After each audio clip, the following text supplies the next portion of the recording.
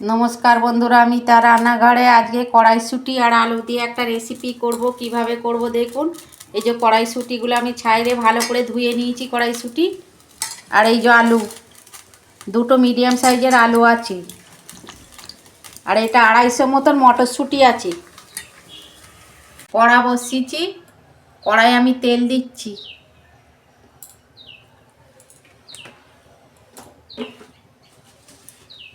দুটো তেজপাতা, একটা শুকনো লঙ্কা, গোটা জিরে দিচ্ছি আমি তেলের মধ্যে।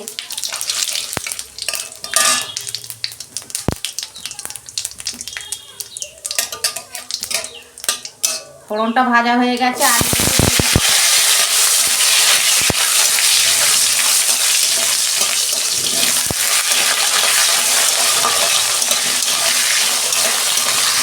অল্প নুন দিচ্ছি আমি।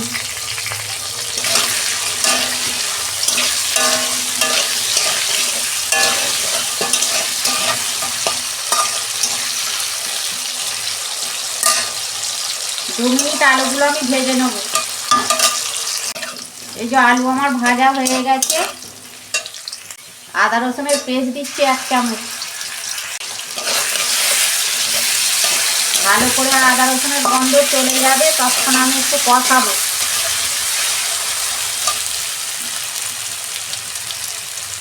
একটা টমেটো দিয়ে দিচ্ছি, বড় একটা টমেটো। একটা কাঁচা লঙ্কা দিচ্ছি।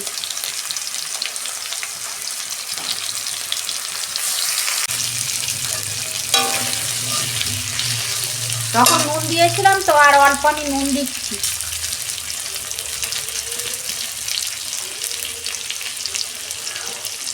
ঝাল লঙ্কার গুঁড়ো দিচ্ছি অল্প, জিরে গুঁড়ো, ধনে গুঁড়ো, হলুদ,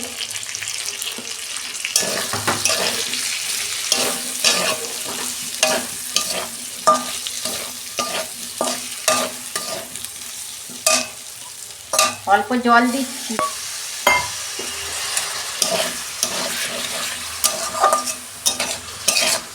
ভালো করে 2 মিনিট আমি কষে নেব। বন্ধুরা মশলা থেকে কত সুন্দর তেল ছেড়ে গেছে।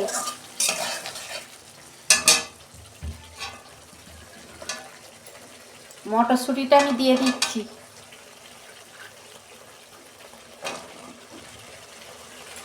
এটা ভাত, রুটি, লুচি, পরোটা সবের সঙ্গেই খাওয়া যায়।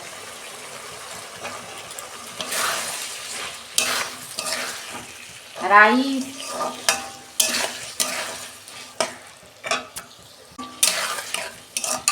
এই যে বন্ধুরা আমি ধনে পাতার কাঁচা লঙ্কা পেস্ট করে রেখেছিলাম দিয়ে দিচ্ছি।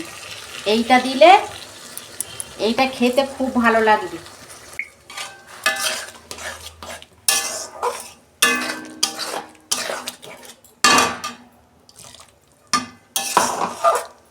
বাটি ধোয়া একটু জল দিয়ে দিলাম। 2 মিনিট হোক। দেখুন বন্ধুরা ভালো করে আমি কষে নিয়েছি।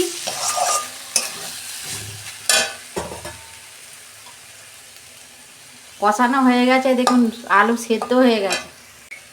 আমি বেশি জল দেবো না, কড়াইশুঁটি আলু সেদ্ধ হয়ে গেছে তো অল্প জল দেবো পরিমাণ মতো। এই রেসিপিটা মটরশুঁটি আলু দিয়ে খেতে এত ভালো লাগে না। অল্প আমি চিনি দিচ্ছি, 2-4 দানা। 2 মিনিট আমি ঢাকা দেবো। ঢাকনা খুলছি, দেখুন কত সুন্দর কালার এসে গেছে। সেদ্ধ হয়ে গেছে সব, আমি ঢেলে ফেলছি।